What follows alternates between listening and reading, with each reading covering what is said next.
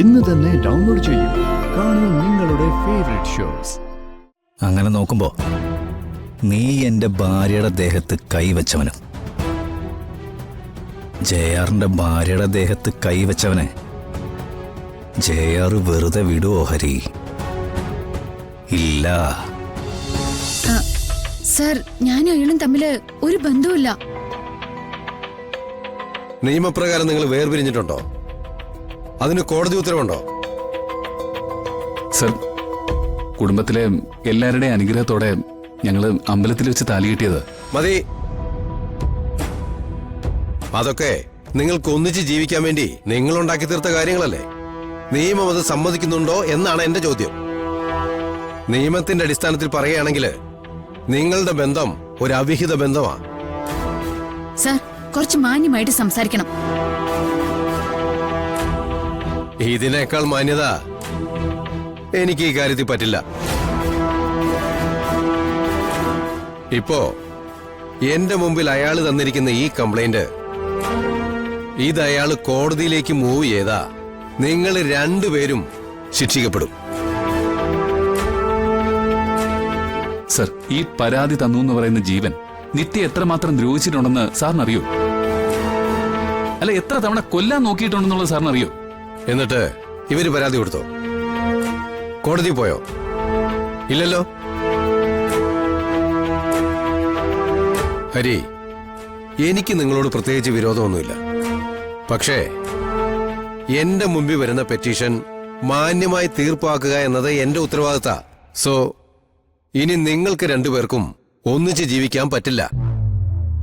അത് എന്ത് അനീതിയാണ് സർ? അത് പരസ്പരം സ്നേഹിച്ച് ഒന്നിച്ച് ജീവിക്കുന്ന രണ്ടുപേരെ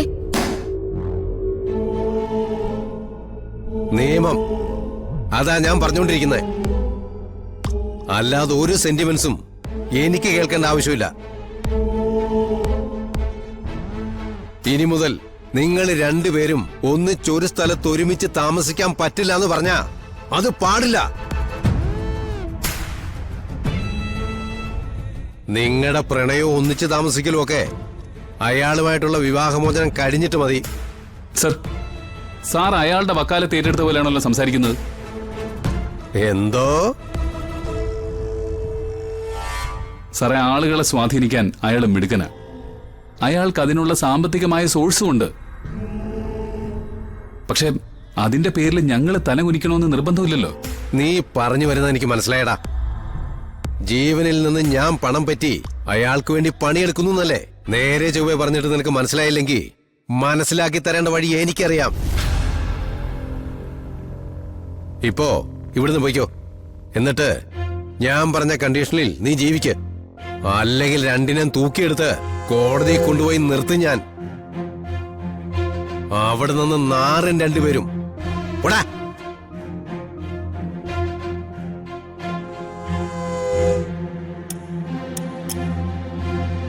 നടക്ക.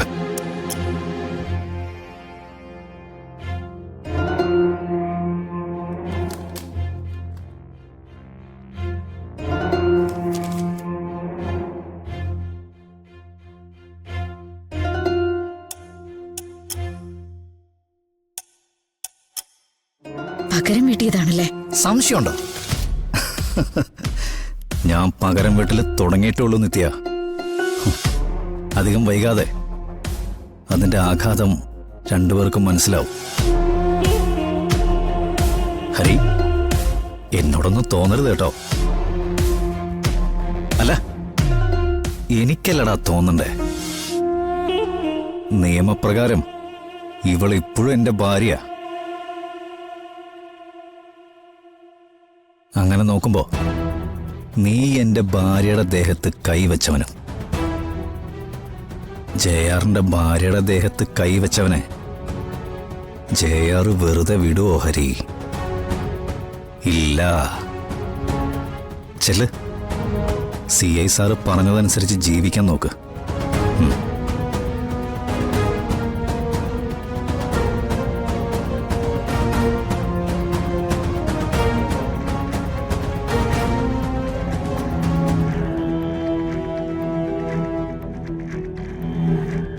ഞാൻ പറഞ്ഞില്ലേ നിത്യ, ഇത് പ്ലാൻഡാ.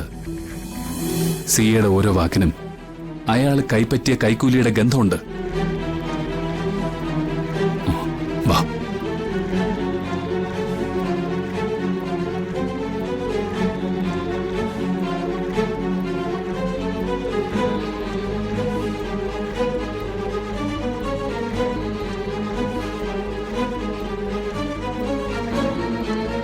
May come in sir? ആ ഇരിക്കേ. Thank you. സാറ് പറഞ്ഞതൊക്കെ രണ്ടുപേരും അനുസരിച്ചോ? അനുസരിച്ചോന്നറിയില്ല, നമുക്ക് നോക്കാം. അല്ല, സത്യത്തിൽ ഇത് തിരിച്ചു പിടിക്കൽ തന്നെയാണോ? തിരിച്ചു പിടിക്കണമെന്നുണ്ടായിരുന്നു സാറേ. ഹിന്ദിയിൽ ഒരു ചൊല്ലുണ്ട്, കിസി കാ ഹോക്കെ ദുബാര നാ ആന മേരി തരഫ്. മനസ്സിലായില്ലല്ലേ? വേറെ ഒരുത്തന്റെ ആയതൊന്നും ഈ ജീവന് വേണ്ട സാറേ. മറ്റൊരുത്തന്റെ ചെറുവിരലിൽ തൊടുന്ന ഒരുത്തി പോലും ജീവന്റെ മനസ്സിൽ പതിയില്ല സാറേ. ഇതൊരു കടം വീട്ടലല്ലേ സാറേ? രണ്ടുപേർക്കുണ്ട് ഒരുപാട് കടങ്ങള്. ഇന്നു മുതല് ഞാനതങ്ങ് വീട്ടാൻ തുടങ്ങുക. താൻ എന്നെ കുരുക്കി കളയരുത് കേട്ടോ. ഹേയ്, ഒരിക്കലുമില്ല സാറേ. സാറിന്റെ സ്വന്തം ആളല്ലേ. ജീവൻ ജയാറായതിന് പുറകില് ഇതുപോലെ കുറച്ചധികം കഥകളുണ്ട്.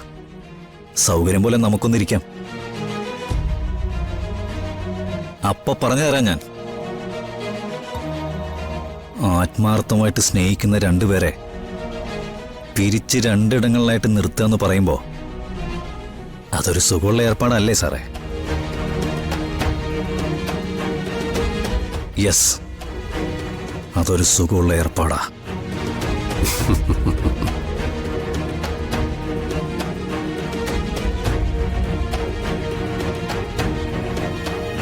ഇപ്പൊ എങ്ങനെയുണ്ട് വിപിൻ? ഞാൻ പറഞ്ഞില്ലേ ജയാർ അടങ്ങിയിരിക്കില്ലെന്ന്. സ്നേഹം കൊണ്ട് പരസ്പരം മത്സരിക്കുന്ന ഹരിയെയും നിത്യയെയും അയാൾ പിരിച്ചു. ഇനിയിപ്പോ അവർക്ക് ഒന്നിച്ച് ജീവിക്കാൻ പറ്റില്ല. അല്ല, ഹരിനെ വേർപെടുത്തിയിട്ട് നിത്യയെ സ്വന്തമാക്കാനാണോ അയാൾക്ക്? മണ്ടത്തരം പറയാതെ വിപിൻ. അയാൾക്ക് എന്തിനാ അത്? അയാൾ പണ്ടും അവളെ കൊല്ലാനാണ് ആഗ്രഹിച്ചിരുന്നത്. ഇപ്പോഴും അതെ. പിന്നെ സത്യം പറഞ്ഞ അവര് പിരിഞ്ഞിരിക്കുന്ന അവസ്ഥയുണ്ടല്ലോ, അതായിരിക്കും അയാളുടെ ലക്ഷ്യം. അവര് പിരിവെന്ന് പറഞ്ഞാലും ഈ നിത്യ ഹരിയുടെ വീട്ടിൽ നിന്ന് പോകണ്ടേ? പിന്നെ ചെന്ന് കയറാനുള്ളത് ജീവൻ താമസിക്കുന്ന അതേ വീട്ടിലേക്കല്ലേ? അതെ. അച്ഛനും മോനും ഒരു ഭാഗത്ത്, അമ്മയും അമ്മയുടെ പ്രിയപ്പെട്ട മോളും മറ്റൊരു ഭാഗത്ത്. സംഗതി രസമായിരിക്കും. വീണ, മുമ്പോട്ടുള്ള ജീവിതത്തിൽ എനിക്ക് ചില പ്ലാനുകളൊക്കെ ഉണ്ട്. ജയാറിനെ പോലെ വളരാനൊന്നുമല്ല, അതിനും കുറെ താഴെ വരെയെങ്കിലും ഒന്ന് എത്താൻ. അതുകൊണ്ട് JR എല്ലാ കാലത്തും നമ്മുടെ നല്ല സുഹൃത്തായിരിക്കണം.